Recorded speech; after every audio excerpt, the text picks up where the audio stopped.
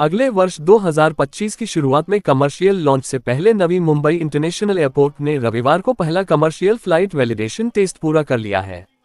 Validation taste के दौरान Indigo airline का A320 aircraft सफलतापूर्वक रनवे पर उतरा।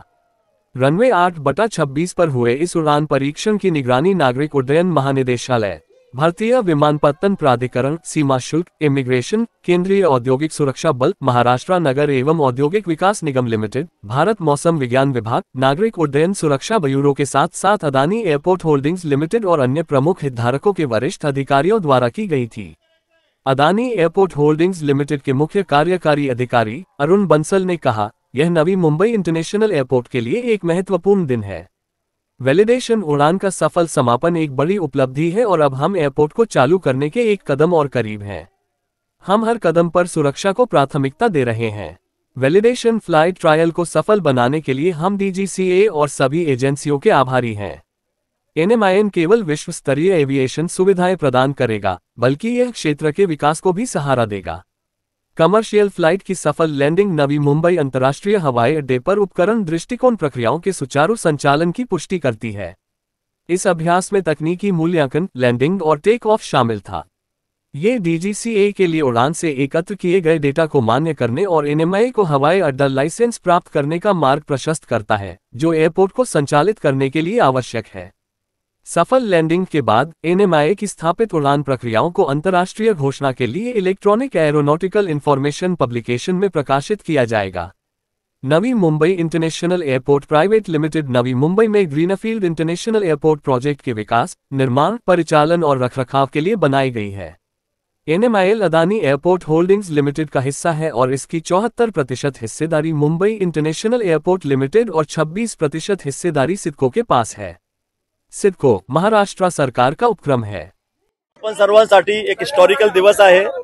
नवी मुंबई इंटरनॅशनल एअरपोर्ट ज्याची आपण बरेच वर्षापासून वाट पाहत आहोत, त्याच्या आज या ठिकाणी कमर्शियल फ्लाइटची ट्रायल लँडिंग झालेली आहे। आपल्याला माहित आहे की ऑक्टोबर महिन्यामध्ये आपण डिफेन्सचा C-130 प्लेन लँड केला। आपला एअरपोर्टचा जो रनवे आहे तो पूर्णपणे 3700 मीटरच्या पूर्णपणे सज्ज आहे, तयार आहे।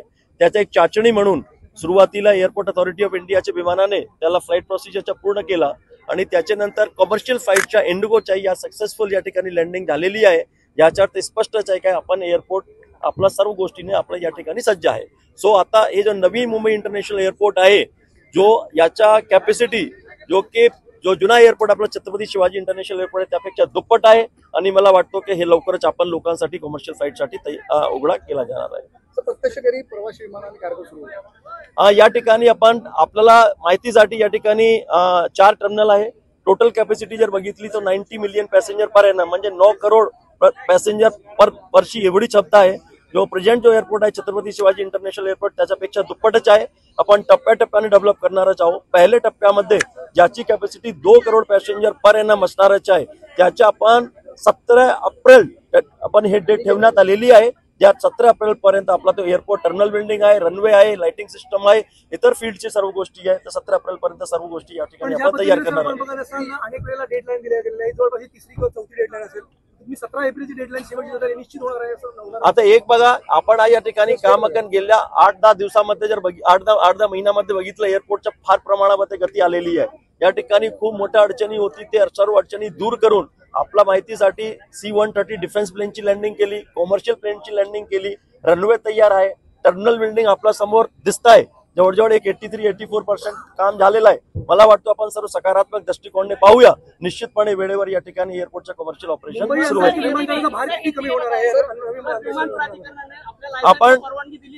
आपण जसं सांगितलं की आता जो छत्रपती शिवाजी इंटरनॅशनल एअरपोर्ट आहे त्याची capacity 45 million passenger per annum आहे, त्याच्यापेक्षा दुप्पट कॅपॅसिटी आहे आणि आमच्याकडे या ठिकाणी 2 रनवे आहे। तो निश्चितपणे त्याचा भार तरी कमी होणारच आहे। बरेचशी फ्लाइटला मुंबईमध्ये लँडिंगची फॅसिलिटी मिळत नाही, प्राइम टाइमला किंवा इतर गोष्टींमुळे त्या ठिकाणी लँडिंगची फॅसिलिटी या ठिकाणी मिळून मोठ्या प्रमाणावर या ठिकाणी सुविधा मुंबईतून उपलब्ध नाही, ते सुविधा सुद्धा उपलब्ध केली जाईल। आपल्याला एक आता काय असतो ते एक प्रोसिजरली आपण वेगळे टप्पे पार करून जातो. जसं मी सांगितलं की यामध्ये आपण त्याच्या रनवेची चाचणी झाली, लेफ्टची साईडची, त्याच्यानंतर तुमच्या डिफेन्स प्लेनची लँडिंग झाली. आज तुम्हाला फ्लाईट प्रोसिजरची आणि इन्स्ट्रुमेंट प्रोसिजरची सुद्धा तपासणी केली. DGCA साहेब डायरेक्टर जनरल सिव्हिल एव्हिएशन स्वतः या ठिकाणी ते इंडिगोच्या विमानात बसून आलेले आहे. एअरपोर्ट सुरू करताना फार चाचण्या घ्यावी लागतो बिकॉज स्वच्छतेच्या दृष्टिकोनातून हे आवश्यक सुद्धी असते, एक प्रोसिजरचा भाग असतो. आपण प्रत्येक टप्प्यामध्ये वेळेवर हे पूर्ण करत आलेलंच आहो. आज हेही सक्सेसफुल झालेलंच आहे. त्यामुळे पुढे आता याचे नंतरच आपण एरोड्रॉम लायसन्ससाठी दाखल करणारच आहे. तो त्याच्यानंतर एरोड्रॉम लायसन्ससाठी आहे, त्याच्यानंतर ते आपल्याला परवानगी देणार, त्याची सुद्धा चाचणी होणार, सिम्युलेटर टेस्ट होणारच आहे. त्याच्यानंतर काय एअरनॉटिकल एअर प्रोसिजर असतो, मला ते डॉक्युमेंट पब्लिकेशन असतो, ते पूर्ण जगभरामध्ये हे कधी सुरू होणार ते पण माहिती सुद्धा देणार. खूप लांबी चौडीचे प्रोसिजर आहे. तो प्रोसिजरच्या अनुषंगाने आपण आज रोजी खूप वेळेवर चालण्याचा आपण या ठिकाणी प्रयत्न करतो.